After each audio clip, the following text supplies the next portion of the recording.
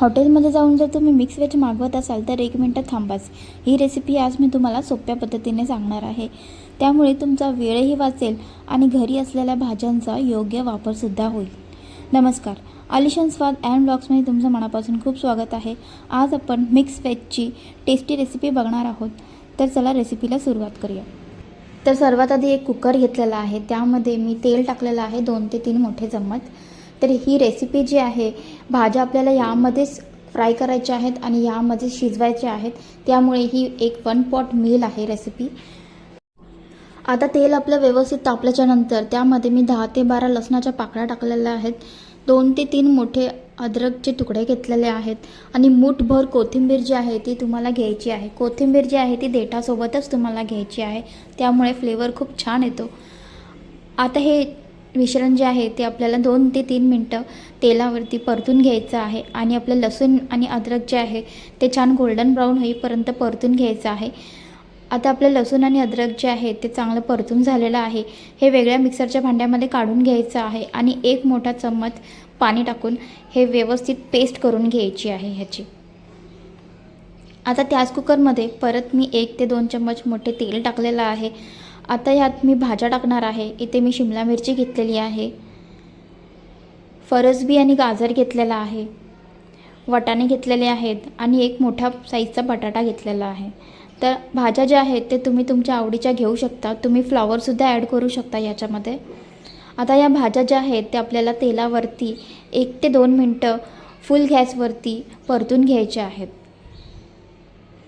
तर फ्राय केल्यामुळे भाज्या ज्या आहेत त्या आपल्या खूप लवकर शिजतात. जास्त शिट्ट्या काढायची सुद्धा गरज लागत नाही. तर 2 मिनटं या भाज्या ज्या आहेत त्या मी हाय फ्लेमवरती परतून घेतलेल्या आहेत आणि आता या भाज्या ज्या आहेत त्या आपल्याला वेगळ्या प्लेटीमध्ये काढून घ्यायच्या आहेत. परत त्याच कुकरमध्ये आपल्याला 1 ते 2 मोठे चम्मच तेल घेतलेलं आहे. हळद आणि मिरची पावडर ॲड केलेली आहे. आता यात मी कांदा आणि टोमॅटो आधीच परतून घेतला होता, त्याची पेस्ट करून घेतली होती. ती पेस्ट आपल्याला यात घालून घ्यायची आहे. तर आता ही पेस्ट जी आहे ती आपल्याला मसाल्यासोबत नीट मिक्स करून घ्यायचं आहे. 1 मिनटं आपली ही पेस्ट जी आहे ती व्यवस्थित परतल्याच्या नंतर आपण आत्ता जो मसाला वाटला होता अद्रक लसूण आणि कोथिंबीरचा, तो ह्यात आपल्याला घालून घ्यायचा आहे. हा मसाला घातल्याच्यानंतर जो सुगंध येतो तो खूपच छान येतो आणि टेस्ट जी येते ती ह्या मसाल्यामुळे आपल्या भाजीला खूप अफलातून टेस्ट येतं. तर आता 1 ते 2 मिनटं परत हा मसाला जो आहे तो तुम्हाला मीडियम गॅसवरती परतून घ्यायचा आहे आणि त्यानंतर आपण जे भाज्या फ्राय केल्या होत्या त्या यात घालून घ्यायच्या आहेत. तर आता भाज्या ज्या आहेत त्या आपल्याला या मसाल्यासोबत छानपैकी परतून घ्यायच्या आहेत. मसाला जो आहे तो आपल्या प्रत्येक भाजीला कोट झाला पाहिजेत व्यवस्थित.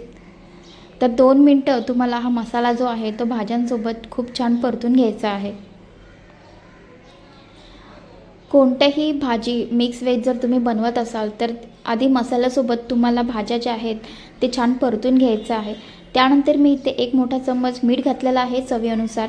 1 चम्मच गरम मसाला पावडर ॲड केलेली आहे आणि आपल्याला छान मिक्स करायचं आहे परत एकदा. आता मिक्स झाल्याच्या नंतर यामध्ये मी 1 मोठा ग्लास पाणी ॲड केलेला आहे. तर आता पाणी आपल्याला ॲड करायचं आहे आणि पाणी घालून आपल्याला व्यवस्थित मिक्स करून 1-2 मिनटं 2 शिट्ट्या ज्या आहेत ते कुकरच्या तुम्हाला काढून घ्यायच्या आहेत. यामध्ये मी 2 ते 3 कढीपत्त्याची पानंसुद्धा ॲड केलेली आहेत. आता कुकरच्या आपल्याला 2 शिट्ट्या काढून घ्यायच्या आहेत.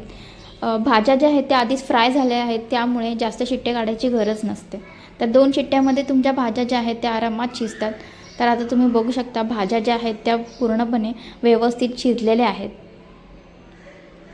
तर आता भाज्या शिजलेल्या आहेत. आता त्यामध्ये मी वरतून थोडीशी कोथिंबीर टाकणार आहे आणि त्यानंतर 1 चम्मच कसुरी मेथीची पावडर टाकलेली आहे मी. कसुरी मेथीची पावडर तुम्हाला हातावरतीच मस्तपणे चोळून टाकायची आहे आणि काजू आणि बदामची पेस्ट टाकलेली आहे. काजू बदामची पेस्ट ॲड केल्यामुळे तुमची भाजी जी आहे ती छान दाटसर होते, छान थिकनेस येतो आपल्या भाजीला आणि फ्लेवरसुद्धा छान येतो. तर आता ही भाजी जी आहे ती आपली रेडी झालेली आहे. मी प्लेटिंग करून घेतलेली आहे आणि तुम्ही बघू शकता खूपच छान आणि टेस्टला तर खूपच अप्रतिम ही भाजी झाली होती. तुम्ही चपाती, भाजी, फुलके किंवा नुसती भातासोबतसुद्धा ही भाजी जी आहे ती आरामात खाऊ शकता.